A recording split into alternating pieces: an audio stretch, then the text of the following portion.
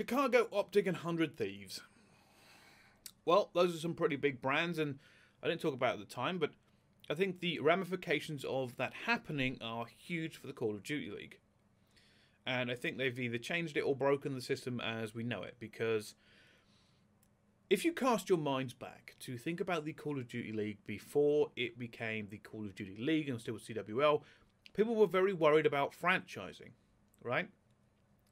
People were worried about franchising because they didn't know if the brands would carry over. They wanted to see Optic in, we wanted to see 100 Thieves, United, FaZe, Envy, all these big brands that have carried over through time. Now, we've got most of them. Now, in fact, some of them have come back. This is what has happened here. People were worried about the regionality of Call of Duty and whether or not these regional teams would draw in regional home crowds and diversify the fan base away from mostly Optic and some other main brands into, can we actually cultivate a homegrown fan base? Truth being told, before the pandemic hit, I was pleasantly surprised to see that that did seem to start being the case. It did seem that regionality was taking hold, and I don't mean just things like London. I think Minnesota had a great start to the season. There was certainly Rockaway fans in the crowd. London's an exception because there's only one English team, and all the English will support them regardless of how good they are. That's not hard to build up a UK regional team. For the States, I thought it might be, and we saw the LA Thieves announcement, and we know that in the past there have been two LA teams, the LA Guerrillas and LA Optic. Okay? Neither of those two teams did fantastic social-wise, right? The LA Guerrillas obviously not having a great team, and Optic having the Optic curse and everything else that happened with them. But what did happen is 100 Thieves came back into Call of Duty like a bomb and gained more socials than the majority of league teams in 24 hours. Huge. A brand coming into Call of Duty had that much impact. It begs the question, are we going back towards the more brand-based than the regional base? Now, there is going to still be a regional base for each and every single team, and they will use that to grow more homegrown.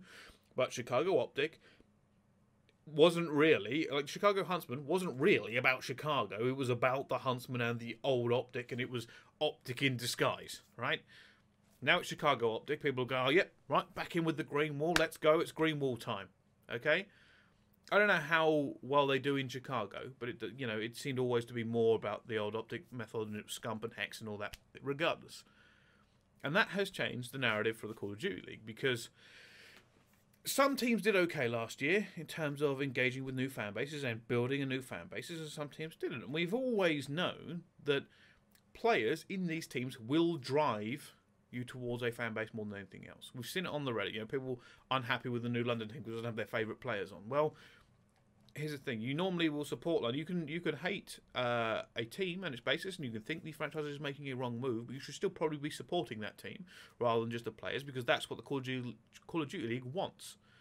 You to follow brands, to follow a home team.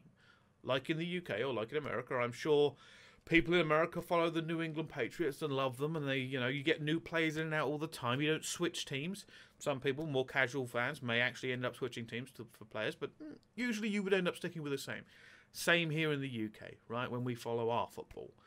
My family is a Leeds supporting family, and obviously they can criticise the players that are currently in, but even when that team goes down into the lower division, which they did, they were still supporters of Leeds. They were not supporters of the individual fans. They did individual players. They did not follow those players to other clubs. That's what the Call of Duty League wants. It wants these brands to have that engagement and that recognition, and you can be fans of players and celebrate when a player joins. But now it's back to brands again, right? Because not regional, it's new brands. It's the old engagement brands, and it means certain things for the Call of Duty League, I think. Obviously, this is a great move for them. I'm not going to deny that. I don't really care about the engagement between regional and big brand things. I just think it's an interesting point to make, because 100 Thieves and Chicago Optic, Atlanta FaZe, so there's already names already new from last year, to the point where people are going, well, does the Dallas Empire just go to Dallas Envy? Is that a thing? Like, are we going to be okay with this? Is this going to open up for anybody else? Do we get another big LA team to take over the Guerrillas brand that people haven't really loved as much? Do we get LA Cloud9, right? Do we get LA TSM? Is there that leeway for this now? Are we going to see more of it? Possibly. It is possible. You know, it's working. And I'm sure when we see the numbers next year and it's Thieves versus Optic, they're going to be great stream numbers. And it's going to be great engagement on Twitter. And the socials are going to be bigger. And therefore, you can get more from sponsorships. And more merchandise will sell. And that means money. And money will talk in this league. And I don't know where it's going from. I just think that that has changed the game. I think it has realistically opened the door for more brands to enter Call of Duty. Not just in investment groups. Not just, we're not building the Florida Mutineers, or we're not building, you know, Paris Legion with unrecognizable brands before now. We're not starting from scratch. We could have more brands able to twist their language into a way to enter the league as whatever. Like, it could be any team, and that's awesome, right? The Georgia G2 or something. Because if you have these big brands which have a well-established brand identity and the ability to generate hype just off of that brand identity that already exists, as we look towards next year, which could be an expansion year, anything from 4 to 8 to 12 teams, I don't know how many they're bringing in. But that could open the door a little bit because there is now precedent set. And Atlanta FaZe already set the precedent. Right? They said, oh, because it's Atlanta FaZe, oh, you can come in. Because Optic was its own individual entity, right? We could have LA Optic. There was even rumours that at one point, when last year, there was talk about the LA, I think it was burglars, which is a very UK term for thieves, right? Like, you could be the burglars, not the thieves, because the thieves is an established brand. And I understand why. I believe it's something to do with the actual league owning part of that franchise. So you can't have the brand all under one thing. It has to be its own separate vertical. But now you can have a separate vertical with similar branding. Like the LA Thieves, obviously it's 100 Thieves' team, but just without the 100. And very similar colour scheme. Chicago Optic.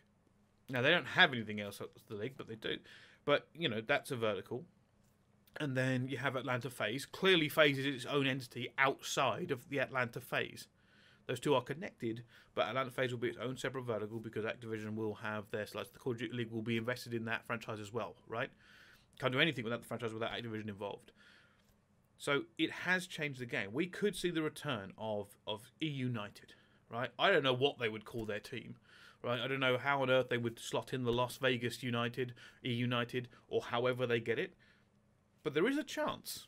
There is a chance. And people will flock to that brand because it's recognisable, right? It is still part of Call of Duty history, and it is part of what people will want to look at. It could happen. The door is now, I believe, more firmly open than it has been in the past. I don't know what United would have rebranded themselves out in the past, but now you could be seeing them, the Vegas United, or whatever they choose to call themselves, because they can use established colours, some of their established brand, just have it as its own separate vertical that is different from the other United. They could call it Las Vegas United. That is actually a reasonable name, right? Have the same colour scheme. Because with Chicago Optic and LA Thieves dominating storylines, and we know they're going to push the biggest games, and we know they're going to be people watching, because LA Optic went from one of the teams no one really cared that much about, right, other than the fact it was the downfall of the old Optic roster, to possibly one of the very biggest names in Call of Duty in one announcement. That is a brand that basically was resurrected. A franchise slot that was dog shit has become golden with one simple change. They didn't get it a better team. They didn't change everything, right? They didn't suddenly go and win a world championship. They just changed the branding. They brought in someone recognisable, somebody high profile. And now, if you're in LA, if you're the LA Guerrillas, you're sitting there going, holy crap, we have to compete for LA fans now. And it's, oh, you can be with the LA Guerrillas or you could be with the LA Thieves. The LA Thieves. It's game changing. I've been sitting here thinking about it and I'm like, I don't know what's next. Anything next could be ridiculous because more big brands. Bring back Dallas Envy. Dallas Envy is great brand. Why not? You know, they can have that vertical. It's still a separate thing. They don't call it Envious or Envy Gaming. It's plausible. I like it. I think it's fucking great. I'm just so excited for it because now there is another franchise in the league that people are going to super engage with. And we need more of that. We need 12 of those. We need bigger numbers. We need bigger storylines. And the others are building, and some are built. It's curious. But let me know what you think. This has been a little bit of a mind wander for me as I got off on a few tangents because I didn't really have a super plan for this one. I just knew I needed to talk about it and get it off my chest. But thank you for watching. I appreciate it if you had to. Make sure to subscribe, like, and whatever. I'm not your mother. Do whatever you want. Thank you all for watching. I'll see you next time.